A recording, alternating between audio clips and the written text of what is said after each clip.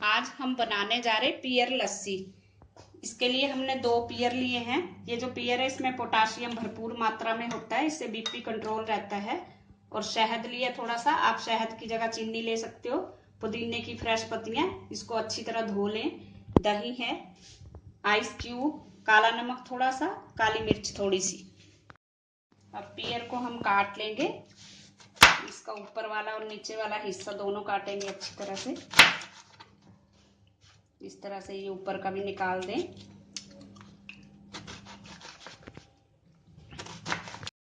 इसका जो ये बीच में बीज है इसको भी निकाल दें इस तरह से।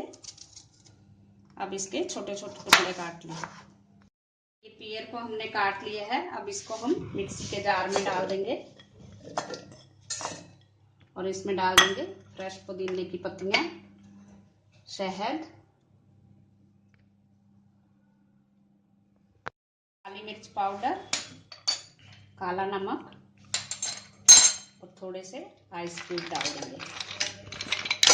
इसको हम ग्राइंड करेंगे। ये हमने इसको पीस लिया है अच्छी तरह से, ये इस तरह से हो गया है। अब इसमें डालेंगे हम दही और इसको फिर एक बार ग्राइंड करेंगे। अब हम गिलास लेंगे, उसमें डाल देंगे आइस क्यूब। अब इसमें हम लस्सी डाल देंगे।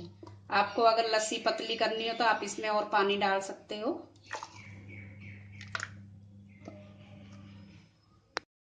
हमारी पियर लस्सी पीने के लिए तैयार है।